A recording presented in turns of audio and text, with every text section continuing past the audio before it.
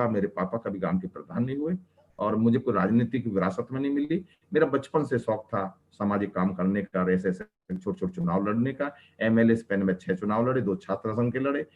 जब मैं टीचर हो गया, एक सहकार संघ के अध्यक्ष लड़ा तीसरा चुनाव, और 3 चुनाव में लगातार सदस्य जिला पंचायत के लड़े। सदस्य जिला पंचायत के चुनाव भी जब मैंने लड़े तो मैंने वहां इतने विकास के कार्य कराए कि मैं बहुत पॉपुलर हो गया उस साइड में।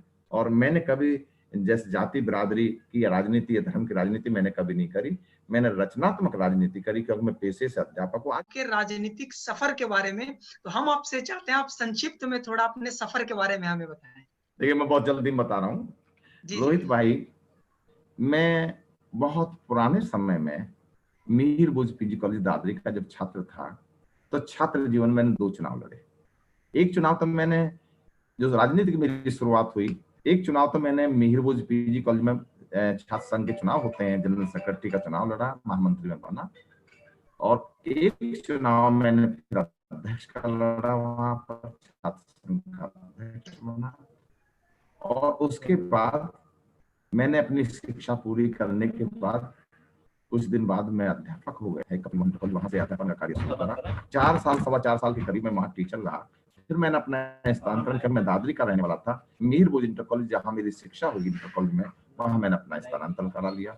मिहिरभोज में रहते हुए मैंने एक संघ है कोऑपरेटिव का दादरी का, जो दादरी ब्लॉक का संघ है, उसका चुनाव लड़ा। उसका चुनाव में जीता। और जब चुनाव में जीता, उस समय चुनाव जीता जब दादरी का माहौल दूसरा था और मैं उस समय कांग्रेस में था। और हमारी पहली जीत हुई, ये लोगों ने बहुत खुशी मानी। और माननीय सुरेंद्र नागर, जो माननीय राज्यसभा सदस्य हैं, उनके पापा चौधरी वेदराम जी मेरे पास आए। मैंने उनके साथ कंधा से कंधा मिलाकर काम किया। और फिर उसके बाद 1992 में मैं सहकार संघ का अध्यक्ष बना। 1995 में मैं पहली बार, मेरी पत्नी सदस्य जिला पंचायत बनी। और 2000 में दोबारा चुनाव लड़ी मेरी पत्नी, क्योंकि महिला सीट थी, मैंने अपनी पत्नी को लड़ाया। वो फिर दोबारा सदस्य जिला पंचायत बनी और जनपद में सबसे ज्यादा वोटों से जीती। और 2005 में क्योंकि जैंट सीट हो गई थी, मैं चुनाव लड़ा तीसरी बार और मैं सारी बहुत भारी बहुमत से जीता। और 2008 में मैं माध्यमिक चयन बोर्ड इलाहाबाद से प्रिंसिपल के लिए मेरा सिलेक्शन हुआ।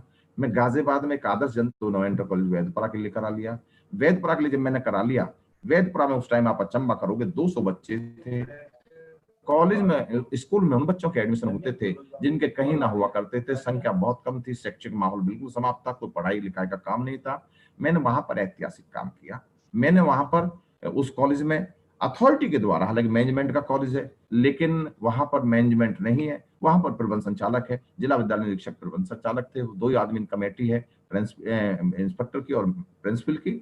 मैंने वहां पर आमूलचूल परिवर्तन किया।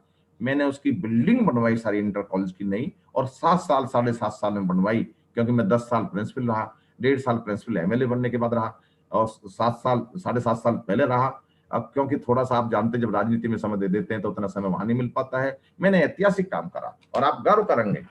एक बार मेरे जिला विद्यालय निरीक्षक से लड़ाई रहने वाली हो, मैं आप स्पष्ट बता रहा हूँ, उस टाइम बहन जी का बहुत सवार था, खासकर गुजरों पर हमारे जनपद में।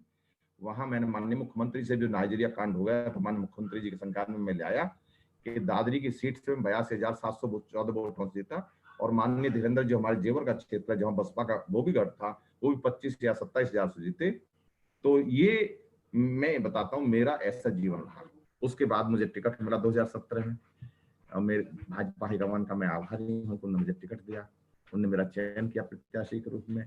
और जनता का मैं हृदय से आभार व्यक्त करता हूँ कि एक अध्यापक को दादरी क्षेत्र की जनता ने एक अपना सेवक बना दिया, एक बहुत भारी बहुमत से जिता दिया।